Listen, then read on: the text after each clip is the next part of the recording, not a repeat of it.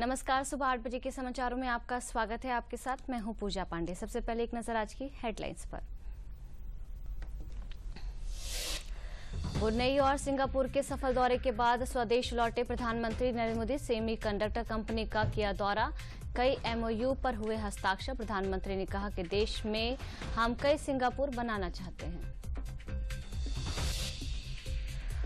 रक्षा मंत्री राजनाथ सिंह ने कमांडर सम्मेलन में कहा, भारत एक शांति प्रिय राष्ट्र है। शांति बनाए रखने के लिए सशस्त्र बलों को युद्ध के लिए तैयार रहने की जरूरत है। अंतरिक्ष और इलेक्ट्रॉनिक युद्ध क्षमता के विकास पर दिया जोर। राष्ट्रपति द्रौपदी मुर्मू ने कल शिक्षक दिवस पर शिक्षकों को प्रदान किया राष्ट्रीय शिक्षक पुरस्कार। उन्होंने कहा, बच्चों को ऐसी शिक्षा दो कि महिलाओं का सम्मान करें।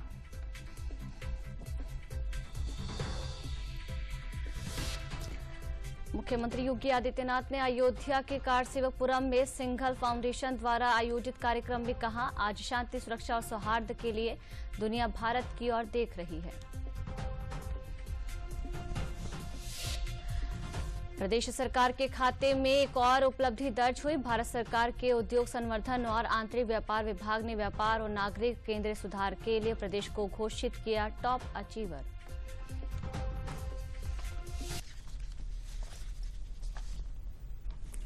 और अब समाचार विस्तार से। प्रधानमंत्री नरेंद्र मोदी की सिंगापुर की यात्रा बहुत ही खास रही। इस यात्रा के दौरान जहां दोनों देशों के संबंधों को और मजबूती मिली, वहीं सहयोग के विस्तार के लिए संभावनाओं के नए द्वार भी खुले।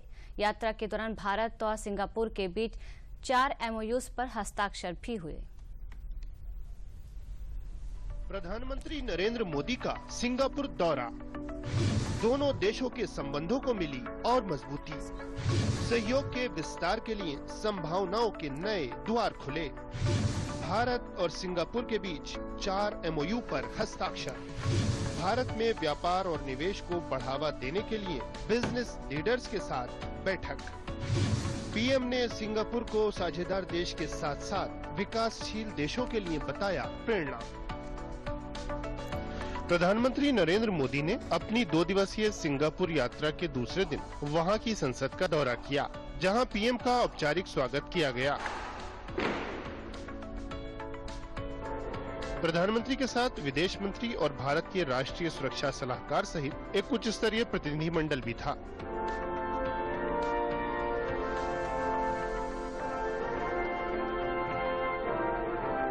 प्रधानमंत्री मोदी ने सिंगापुर के नवनिर्वाचित प्रधानमंत्री को बधाई दी और दोनों देशों के बीच निरंतर मजबूत हो रहे संबंधों पर भी चर्चा की। पीएम मोदी ने कहा कि सिंगापुर सिर्फ साझेदार देश नहीं, बल्कि हर विकासशील देश के लिए प्रेरणा है। सिंगापुर हर विकासशील देश के लिए एक प्रेरणा है। हम भी भारत में अनेकों सिंगापुर बनाना चाहते हैं और मुझे खुशी है कि हम इस दिशा में मिलकर प्रयास कर रहे हैं।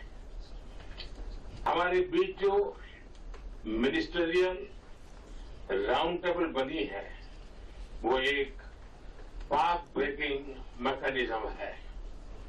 Skilling, digitalization, mobility, advance manufacturing जैसे सेमीकंडक्टर और एआई, हेल्थ केयर, सस्टेनेबिलिटी और साइबर सिक्योरिटी जैसे क्षेत्रों में सहयोग की दिशा में ये इनिशिएटिव की पहचान बन गई है। पीएम मोदी और सिंगापुर के उनके समकक्ष की मौजूदगी में भारत और सिंगापुर के बीच 4 एमओयू पर हस्ताक्षर किए गए। जिन सहमति पत्रों पर हस्ताक्षर किए गए उनमें डिजिटल प्रौद्योगिकी के क्षेत्र में समझौता ज्ञापन, सेमीकंडक्टर इकोसिस्टम पार्टनरशिप पर समझौता ज्ञापन, स्वास्थ्य एवं चिकित्सा के क्षेत्र में सहयोग पर समझौता ज्ञापन और शैक्षिक सहयोग और कौशल विकास पर समझौता ज्ञापन शामिल हैं। Prime Minister also visited AEM, which is a leading Singapore company in the semiconductor space and in electronics.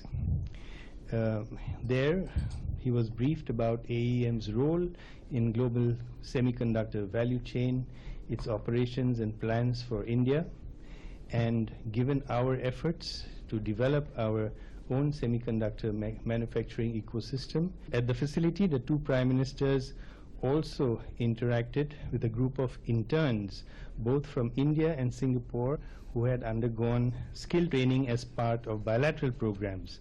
The Indian interns were from the Odisha World Skill Center.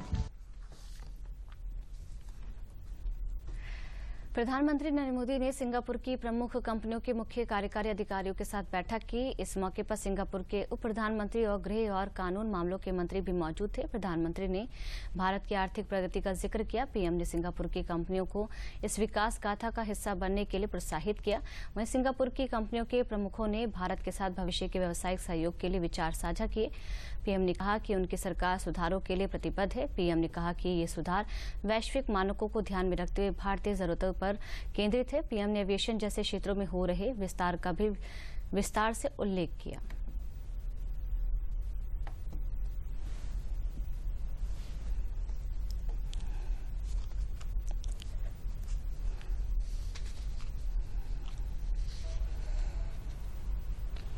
दुनिया में फास्टेस्ट ग्रोइंग एविएशन सेक्टर कहीं है तो भारत में है, और हम भी चाहते हैं कि बहुत तेजी से एविएशन के लिए जो जरूरी इंफ्रास्ट्रक्चर है, जो एमआरओज की जरूरत है, वो हमारी प्रायोरिटी का भी एक क्षेत्र है। आप आइए, नए एयरपोर्ट के इन्वेस्टमेंट की दृष्टि से आइए, डेस्टिनेशन भी ले जाइए, एक विन विन सिचुएशन बनेगी। एयरपोर्ट का निर्माण भी आप करेंगे, डेस्टिनेशन का अपॉर्चुनिटी भी आपको मिलेगा। और वहीं यूपीआई की सफलता का जिक्र करते हुए प्रधानमंत्री ने कहा कि दुनिया में जितना रियल टाइम ट्रांजैक्शन होता है उसका 50% अकेले भारत में होता है। पीएम ने जलवायु परिवर्तन की चुनौती से निपटने के लिए भारत द्वारा किए जा रहे ठोस प्रयासों को भी गिनाया। पीएम ने कौशल विकास को बढ़ावा देने की पहल का भी जिक्र किया। हम बहुत एग्रेसिवली सेमीकंडक्टर के क्षेत्र में जा रहे हैं।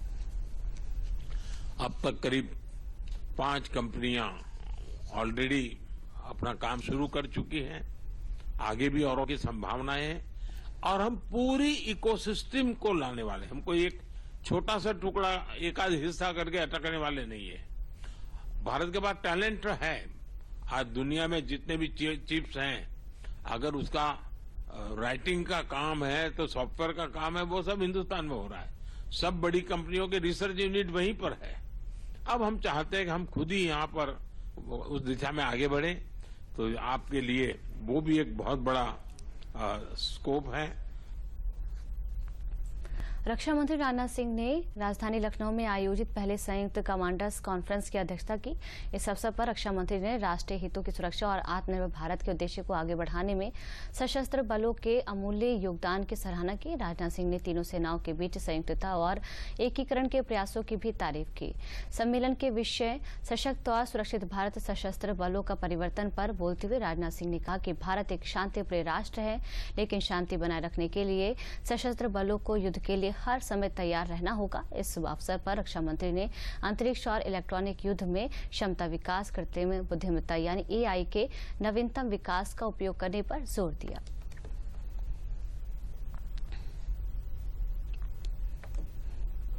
राष्ट्रपति द्रौपदी मुर्मू ने शिक्षक दिवस के मौके पर नई दिल्ली के विज्ञान भवन में आयोजित एक कार्यक्रम में हिस्सा लिया। इस दौरान राष्ट्रपति ने चयनित पुरस्कार विजेताओं को राष्ट्रीय शिक्षक पुरस्कार 2024 प्रदान किए। राष्ट्रपति ने कार्यक्रम को संबोधित करते हुए कहा कि बच्चों को ऐसी शिक्षा देनी चाहिए कि वह महिलाओं का सम्मान करें।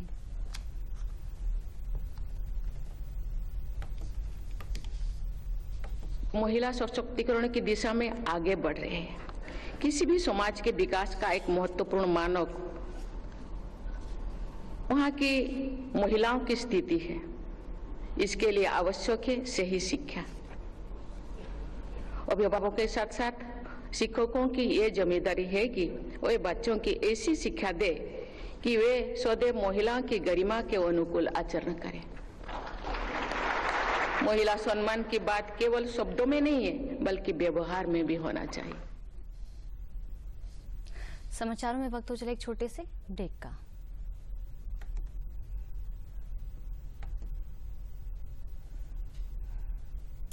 हाय मॉम, फिर से शॉपिंग? बाबूजी, आपने इसे बिगाड़ के रखा। लिमिट में करो तो कुछ बुरा नहीं होता है। बिना लिमिट शॉपिंग करेगी आपके कार्ड पे। ऐड ऑन जो है, मैंने तो कार्ड पे लिमिट सेट कर दिया। अच्छा, इसके फायदे ये हैं कि रिस्क कम हो जाता है और अगर फ्रॉड भी हुआ तो तुरंत बैंक को बोल दीजिए, नुकसान कम। दादू, Hey! नेक्स्ट टाइम ये pink dress. You are the limit. Limit तो सेट है। आरबीआई कहता है जानकार बनिए, सतर्क रहिए। ब्रेक के बाद एक बार फिर आप सभी का स्वागत है। समाचारों का रुख करते हैं। मुख्यमंत्री योगी आदित्यनाथ ने कहा कि आज दुनिया भारत की ओर शांति, सुरक्षा और सौहार्द के लिए आशा भरी निगाहों से देख रही है। भारत को सशक्त बनाने के लिए हम सबके प्रयास भी होने चाहिए। दुनिया में शांति और सौहार्द तथा प्रत्येक व्यक्ति के सुख और समृद्धि का रास्ता भारत और भारत के गुरुकुलों से होकर जाता है। भारत ही इसका नेतृत्व करेगा।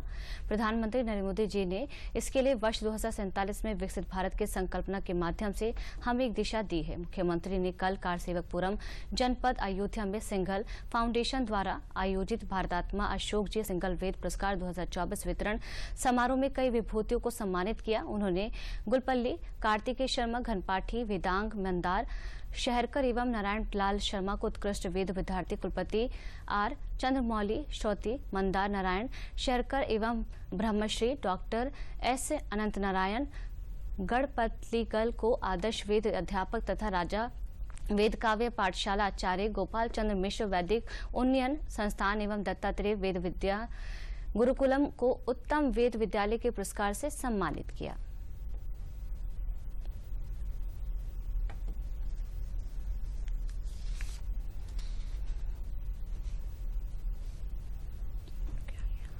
कि दुनिया आज भारत की तरफ आशा भरी निगाहों से देख रही है।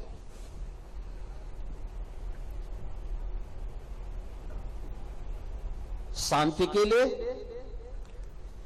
सुरक्षा के लिए, सौहार्द के लिए। पूरी दुनिया के अंदर कहीं कोई घटना घटित होती है तो आज आशा भरी निगाहें भारत की ओर, भारत के नेतृत्व की ओर होती है। भारत की मजबूती के लिए, भारत को सशक्त बनाने के लिए हम सब के प्रयास भी वहीं से आगे बढ़ने चाहिए, उसी गति से आगे बढ़ने चाहिए।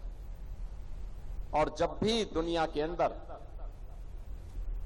शांति और सौहार्द की बात होगी, प्रत्येक नागरिक के सुख और समृद्धि की बात होगी, तो रास्ता भारत की ओर से ही जाएगा, भारत के गुरुकुलों से ही जाएगा। भारत ही उसका नेतृत्व करेगा। और इसके लिए ही प्रधानमंत्री मोदी जी ने भारतवासियों के सामने 2047 में एक विकसित भारत की संकल्पना का एक मानचित्र हम सबके सामने रखा है। केंद्र सरकार के उद्योग संवर्धन और आंतरिक व्यापार विभाग भारत सरकार द्वारा आयोजित उद्योग समागम में उत्तर प्रदेश को व्यापार और नागरिक केंद्रीय सुधार के क्षेत्र में टॉप अचीवर घोषित किया गया। समागम में उत्तर प्रदेश सरकार के औद्योगिक विकास मंत्री नंद गोपाल गुप्ता नंदी ने केंद्रीय वाणिज्य एवं उद्योग मंत्री पीयूष गोयल के हाथों से टॉप अचीवर राज्य का अवार्ड हासिल किया है। मंत्री नंदी ने उद्योग समागम में उत्तर प्रदेश का प्रतिनिधित्व करते हुए असीम संभावनाओं के प्रदेश उत्तर प्रदेश के औद्योगिक विकास एवं प्रगति से अवगत कराया। वहीं उत्तर प्रदेश के चहुमुखी विकास के लिए कुछ प्रस्ताव भी रखे। मंत्री नंदी ने कहा कि मुख्यमंत्री योगी आदित्यनाथ के अथक प्रयास, सुदृढ़ कानून व्यवस्था, बेहतर औद्योगिक नीति एवं विकासोन्मुखी योजनाओं की वजह से देश का ग्रोथ इंजन बनने की ओर अग्रसर है। उत्तर प्रदेश में व्यापार और नागरिक केंद्रित केंद्रीय सुधार क्षेत्र में काफी बदलाव आया है। इसी बदलाव का परिणाम है कि आज उत्तर प्रदेश व्यापार और नागरिक केंद्रित सुधार क्षेत्र में टॉप अचीवर राज्य बन गया है।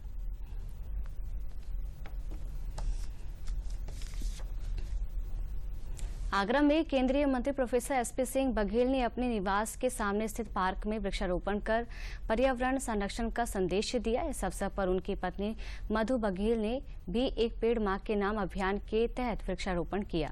केंद्रीय राज्य मंत्री प्रोफेसर एसपी सिंह बघेल ने कहा कि प्रधानमंत्री नरेंद्र मोदी के आह्वान पर लोगों से एक पेड़ मां के नाम लगाने की अपील की। उन्होंने कहा कि देश के सभी लोग जिनकी मां जीवित है या निधन हो चुका है, ऐसे सभी लोग मां के नाम एक पेड़ लगा दे तो 140 करोड़ वृक्ष लग सकते हैं। केंद्रीय मंत्री ने गिरते भू जल स्तर, क्लाइमेट चेंज, ओजोन लेयर से देश और दुनिया को बचाने के लिए पेड़ लगाने का आह्वान किया। उन्होंने कहा कि इससे हमें ऑक्सीजन मिलती है जो प्राण रक्षक वायु है।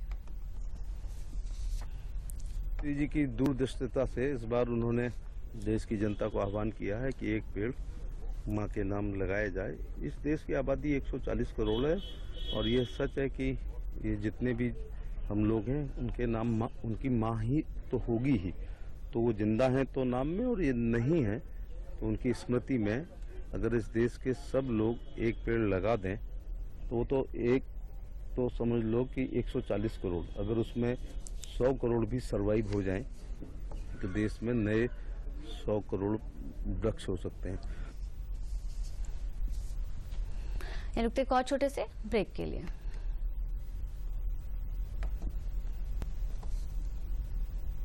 उड़ रही जुल्फे घनेरी घटाओं सी, लूट लूट जाए हैं दिल कुड़ियों के।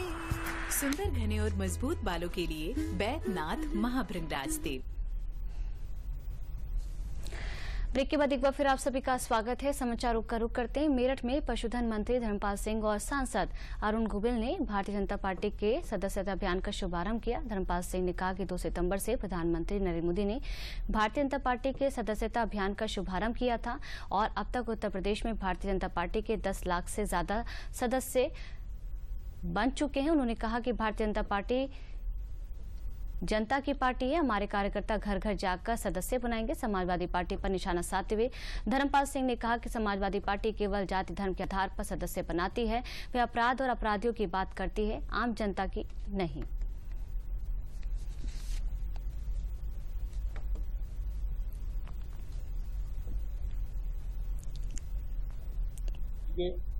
उत्तर प्रदेश में बन चुके हैं।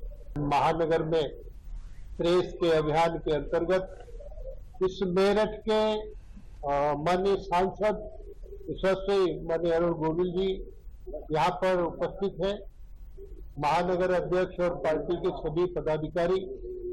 ये विशेष सौभाग्य, सभी लोग सदस्यता ग्रहण करेंगे। पार्टी ने तय किया है 2,62,012 बूथ हैं उत्तर प्रदेश में। हर बूथ पर 200 सदस्यता ग्रहण करी जाएगी।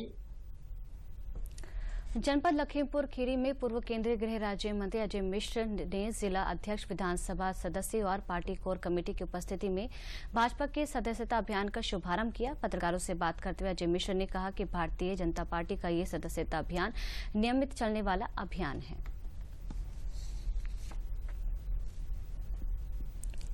देखिए, सदस्यता अभियान भारतीय जनता पार्टी का नियमित रूप से चलने वाला कार्यक्रम है। हर 6 वर्ष के बाद सदस्यता शून्य करने के पश्चात हम फिर से सदस्यता करते हैं और 2015 से लगातार दुनिया के सबसे बड़े राजनीतिक दल के रूप में भारतीय जनता पार्टी ने अपनी पहचान बनाई है। इस बार भी हमारा 10 करोड़ से ज़्यादा का लक्ष्य है और जो विस्तार होगा वो निश्चित रूप से दुनिया में सबसे बड़े राजनीतिक दल के रूप में हमारा जो स्थान है उसी को हम प्राप्त करेंगे। कन्नौज में समाज कल्याण राज्य मंत्री अस्सी मरूण ने सुल्तानपुर डकैती में मंगेश यादव के एनकाउंटर पर अखिलेश यादव के ट्वीट पर पलटवार करते हुए कहा है कि अपराधी और आतंकवादी की कोई बिरादरी नहीं होती है। अखिलेश यादव ने तो आतंकवादियों के खिलाफ दर्ज मुकदमे को वापस ले जाने की अर्जी लगाई थी, हाईकोर्ट ने उसे स्वीकार नहीं किया।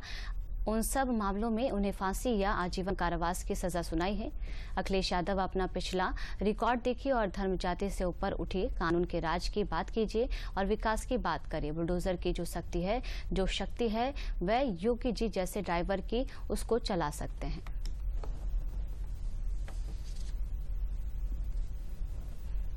हमारे कन्नौज मेडिकल कॉलेज की व्यवस्थाओं को बेहतर किया जा रहा है और एक अत्याधुनिक एक्सरे मशीन आई है जिसका आज उद्घाटन किया गया और इसके जरिए और अच्छे परीक्षण होंगे, डिजिटल परीक्षण होंगे।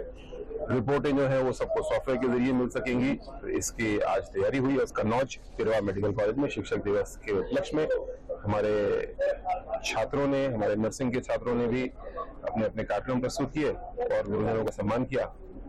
मैंने भी उनको कुछ आशीर्वाद दिया। यहाँ रुकते एक और छोटे से ब्रेक के लिए।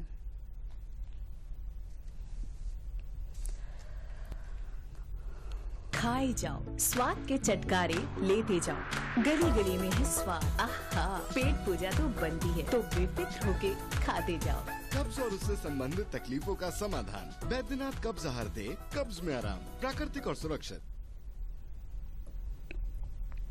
ब्रेक के बाद एक बार फिर आप सभी का स्वागत है। समाचारों का रुख करते हैं। प्रधानमंत्री नरेंद्र मोदी के हर घर तक नल से जल पहुंचाने की महत्वाकांक्षी जल जीवन मिशन योजना महोबा में अपनी सफलता की कहानी लिख रही है। शिवहार गांव में हर घर में पानी पहुंचने की खुशी में जल अभिनंदन कार्यक्रम आयोजित हुआ। इस कार्यक्रम में ग्रामीणों ने जल जीवन मिशन के अधिकारियों, कर्मचारियों और कार्यदायी संस्था के लोगों का फूलमाला पहनाकर स्वागत किया। इस अवसर पर जल शक्ति मंत्री स्वतंत्र देव सिंह वीडियो कॉन्फ्रेंसिंग के जरिए कहा कि प्रधानमंत्री की मंशा के अनुरूप सभी को स्वच्छ पेयजल उपलब्ध कराया जा रहा है। उन्होंने बताया कि गांव के 181 परिवार इस योजना से लाभान्वित हुए हैं। पूर्व सांसद पुष्पेंद्र सिंह चंदेल ने कहा कि शिवहार गांव के 100% घरों पर नल के माध्यम से जल पहुंच रहा है। इसके साथ ही आंगनबाड़ी केंद्र, प्राथमिक विद्यालयों में भी नल के जरिए शुद्ध पेयजल पहुंच रहा है। इस कार्यक्रम में राकेश गोस्वामी, सदर विधायक जितेंद्र सिंह सिंगर, MLC महोबा समेत बड़ी संख्या में ग्रामीण उपस्थित थे।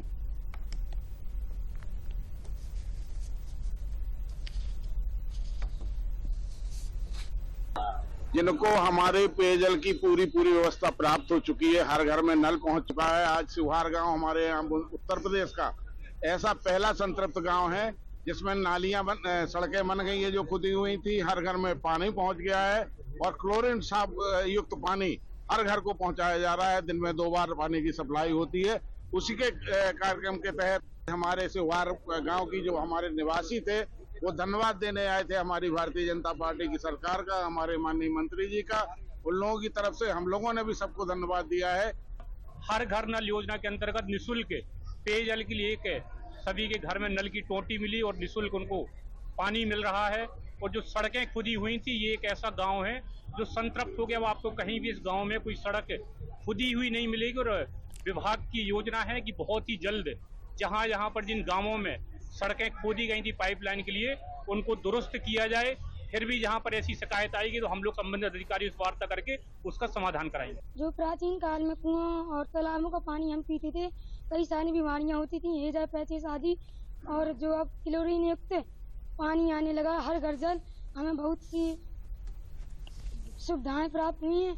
और पहले के पानी में, कुओं के पानी में दालें भी नहीं पकती थी, अब जो दालें भी पक जाती हैं और पानी भी भर लेते हैं। स्कूल भी टाइम से आ जाते हैं। पहले कुआं जाती थी, हमारी माता पिता मम्मी जाती थी तो वहाँ गंदा पानी आता था। अब तो क्लोरीन युक्त पानी आने लगा है, इससे हमारी दालें यहाँ पकने लगी हैं। हर चीज की सुविधा है। पानी भरने जाते थे तो नल में, कुआं में बहुत झगड़ा होता था।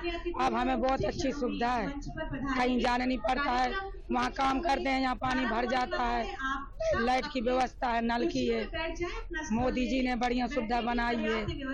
कोई लड़ाई झगड़ा नहीं है, नहीं लड़ते रहते थे, बाल्टी फेंक देती थी, लड़ते ही रहते थे। अब पानी में बहुत अच्छा है। अब हम लोगों को मोदी जी की तरह से पानी की बहुत सुविधा हो रही। पहले हम लोगों को कुएं, हैंडपंप पे लेने जाना पड़ता था, अब साफ और स्वच्छ पानी मिलता है। गांव में बहुत अच्छी सुविधा है, मोदी जी ने की है। जल शक्ति राज्य मंत्री रामकेश निषाद अपने 1 दिवसीय दौरे पर ललितपुर पहुंचे। रामकेश निषाद ने जनपद में संचालित विभिन्न विकास योजनाओं के कार्यों की समीक्षा बैठक की। बाद में उन्होंने ग्राम कल्याणपुरा स्थित निराश्रित गौआश्रय स्थल पहुंचकर संरक्षित गोवंशों की जानकारी ली। उन्होंने जल जीवन मिशन के तहत बांध आधारित कचनोदा ग्राम समूह पेयजल योजना का जायजा भी लिया और साथ ही हर घर जल योजना से आपूर्ति किए जाने वाले पानी की गुणवत्ता की जांच के लिए स्थापित प्रयोगशाला का निरीक्षण भी किया।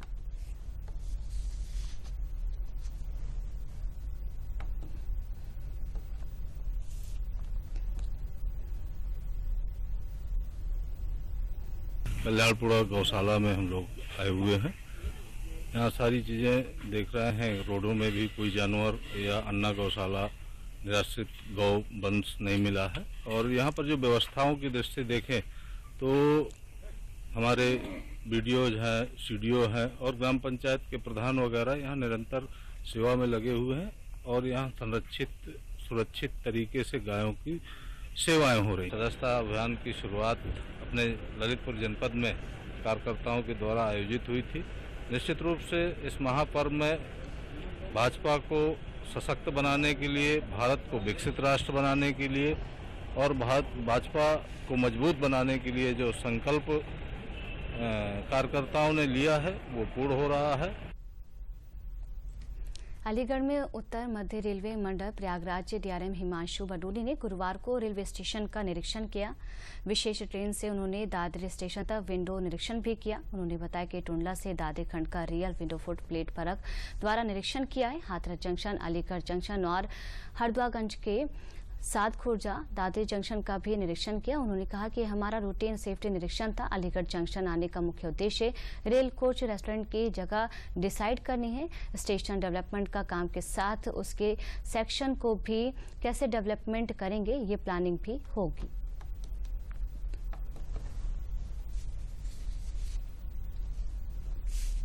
टुंडला से और दादरी खंड का पहले हम लोगों ने रियर विंडो और फुट प्लेट से फर्क द्वारा निरीक्षण किया। उसके रास्ते में हम लोगों ने हाथरस जंक्शन स्टेशन और अलीगढ़ जंक्शन स्टेशन और हरदुआगंज भी हम लोग गए थे, क्योंकि वहाँ पे हमारा गुड शेड का काम चल रहा है। उसके बाद हम लोग खुर्जा जंक्शन गए और दादरी तक गए थे। तो जो हम लोगों ने, ये तो हमारा रूटीन जो सेफ्टी इंस्पेक्शन होता है और उसके अलावा जो हमें पैसेंजर इम्यूनिटी से रिलेटेड चीज़ें हैं उसको देखने के लिए इंस्पेक्शन था। ये अलीगढ़ जंक्शन के लिए मेनली आने का पर्पज़ ये था कि यहाँ पे हमें रेल कोच रेस्टोरेंट की लोकेशन डिसाइड करनी है, तो उसके लिए हम लोगों को अभी फ्रीज करना था, क्योंकि यहाँ पे अब बहुत जल्दी हम लोग अपेक्षा कर रहे हैं कि स्टेशन डेवलपमेंट का काम भी सैंक्शन होने की उम्मीद है। तो उसके सैंक्शन होने से पहले उसकी प्लानिंग को लेके जो भी हम फर्दर डेवलपमेंट करेंगे उसको किस तरीके से हमें डवटेल करना है, उसकी प्लानिंग करेंगे। प्रयागराज जिले के जिस मदरसे में जाली करेंसी छापने का कारोबार चल रहा था उसे प्रयागराज विकास प्राधिकरण और पुलिस ने सील कर दिया है। इसके अलावा हॉस्टल में रहने वाले 70 बच्चों को उनके परिजनों को सुपुर्द कर दिया गया है। पुलिस के मुताबिक 6 राज्यों के बच्चे इस हॉस्टल में रह रहे थे। जिले में मदरसे के अंदर जाली करेंसी छापने की मशीन लगाने वालों पर पुलिस और एनआईए ने पहले ही कार्रवाई कर दी थी। पुलिस एक्शन के बाद प्रयागराज विकास प्राधिकरण की टीम ने मदरसे को सील करते हुए गेट पर अवैध निर्माण का बोर्ड लगा दिया है। जिला अल्पसंख्यक कल्याण अधिकारी कृष्ण मुरारी ने बताया कि जिले में 72 मदरसे गैरकानूनी पाए गए, जिसकी रिपोर्ट शासन को भेज दी गई। उन्होंने बताया कि आरएसएस विरोधी गतिविधियों की किताबें मिली थी, जिसको लेकर भी कार्रवाई की गई है। इस मदरसे में पढ़कर जाने वाले 630 छात्रों को आईबी और एटीएस 6 राज्यों में तलाश कर रही है।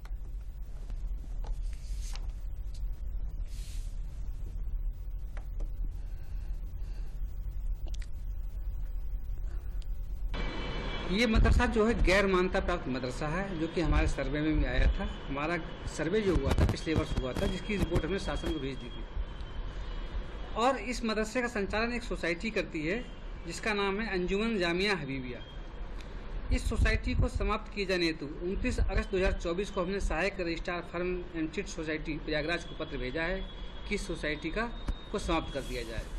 पिछले वर्ष सरकार द्वारा दिए गए निर्देश के क्रम में पूरे प्रदेश में गैर मान्यता प्राप्त मदरसों का सर्वे हुआ था, जिसमें 72 मदरसे गैर मान्यता प्राप्त हुए थे और जैसे ही वहाँ से कोई आदेश प्राप्त होता है उस पर कार्रवाई की जाएगी। इसमें जोनल अधिकारी से जानकारी प्राप्त हुई है कि ये लगभग 300 वर्ग गज में बना हुआ था और इसका कोई नक्शा जो है जोनल अधिकारी को नहीं दिखाया गया था। तो अवैध निर्माण के क्रम में ये जोनल अधिकारी द्वारा कार्रवाई की गई है और जोनल अधिकारी ने नोटिस भी दिया है और इसमें जो भी उनका जवाब होगा, जो भी उसके ओनर होंगे, उनका जो जवाब होगा उसके बाद इसमें अग्रिम कार्रवाई नियमानुसार की जाएगी। और अंत में एक नजर आज की हेडलाइंस पर।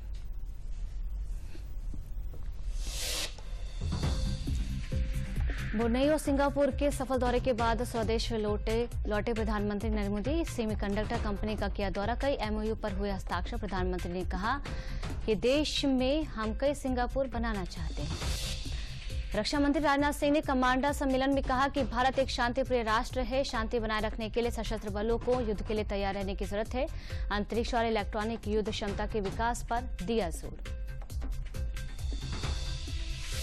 राष्ट्रपति द्रौपदी मुर्मू ने कल शिक्षक दिवस पर शिक्षकों को प्रदान किया राष्ट्रीय शिक्षक पुरस्कार। उन्होंने कहा कि बच्चों को ऐसे शिक्षा दो कि महिलाओं का सम्मान करें।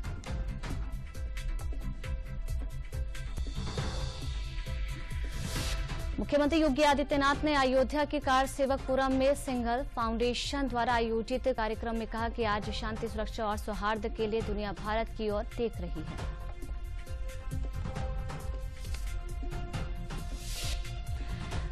प्रदेश सरकार के खाते में एक और उपलब्धि हुई दर्ज। भारत सरकार के उद्योग संवर्धन और आंतरिक व्यापार विभाग ने व्यापार और नागरिक केंद्रीय सुधार के लिए प्रदेश को घोषित किया टॉप अचीवर।